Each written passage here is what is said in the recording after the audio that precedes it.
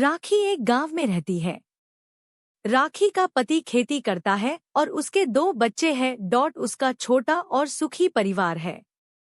लेकिन राखी हमेशा दूसरों को देखकर जलती थी। उसे पैसों की भूख थी। वो आलीशान घर और कार चाहती थी।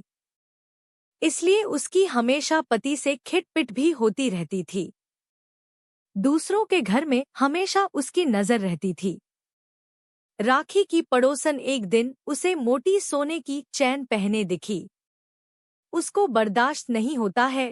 उसको समझ नहीं आता है कि उसकी पड़ोसन के पास यह मोटी चैन आई कहाँ से। वो उसको पूछ लेती है, बोलती है, तुमने यह चैन कहाँ से ली, चोरी की है क्या? वो बोली, नहीं, मेरे साथ एक चमत्कार हुआ है। मैं जब जंगल के रास्ते शहर से आ रही थी, तभी एक बूढ़े महात्मा हमें वहां पेड़ के नीचे बैठा दिखाई दिया।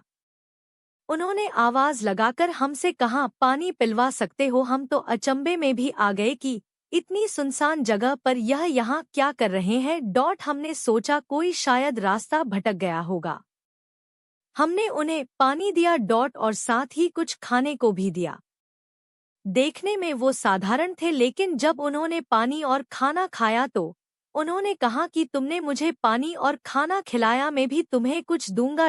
उनके पास एक झोला था जो खाली था, लेकिन उन्होंने उसमें हाथ डाला और फिर उसमें से यह मोटी चैन निकालकर हमें दे दी और वहां से चले गए। यह बात सुनकर राखी की आंखें फटी रह गई।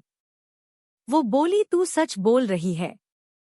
पड़ोसन बोली कि उसने अभी तक यह बात सिर्फ उसे ही बताई है। राखी के मन में अब लालच आ गया। अगले दिन से वो पानी और खाना लेकर उस जंगल में जाने लगी। लेकिन लगातार 20 दिन जाने के बाद भी उसे वहां वो दिखाई नहीं दिए। फिर एक दिन उसे वो जंगल में बैठे दिखाई दिए। राखी उनके पास गई और उन्हें प्रणाम करके उनको पानी और खाना देने लगी।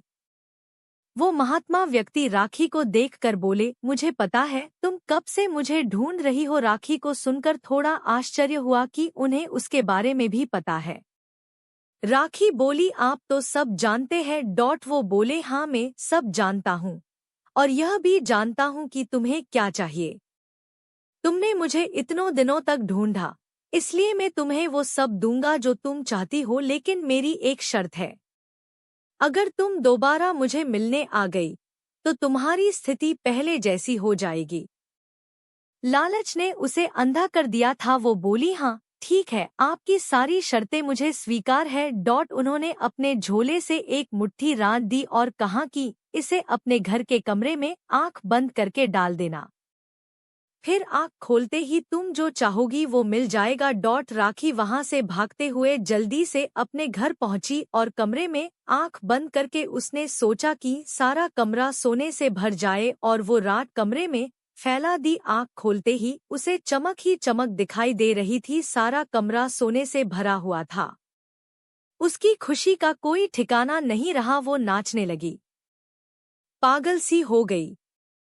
वो अब अपने पति और बच्चों को ढूंढने लगी। उसने अपने घर बारांदे में देखा, बच्चे नहीं दिखाई दिए। उसे लगा कि वो खेत पर गए होंगे उसके पति के पास। वो वहां गई पर उसे ना उसका पति दिखाई दिया ना बच्चे।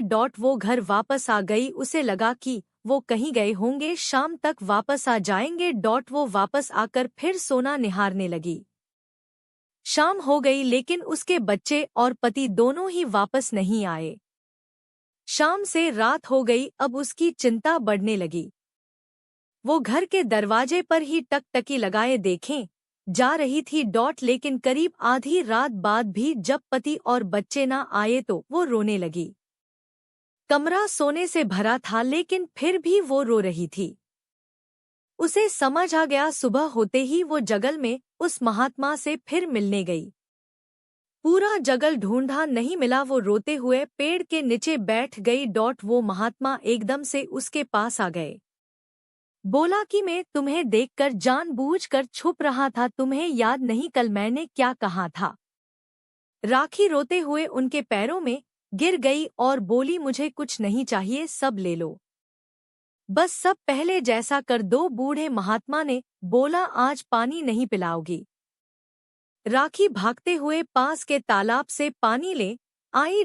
पानी पीने के बाद वो बोले, आज तुमने सच्चे दिल से मुझे पानी पिलाया है और मैं भी अब तुम्हें सच्ची दौलत लौटा देता हूँ। जो तुम्हारी थी ही पर तुम्हें कद्र नहीं थी।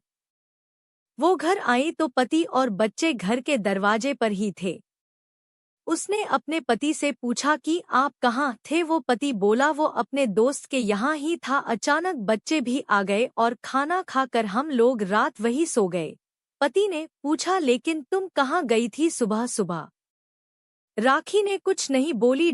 उस महात्मा ने राखी की आंखें खोल दी और सच्चे धन से उसे अवगत करा दिया।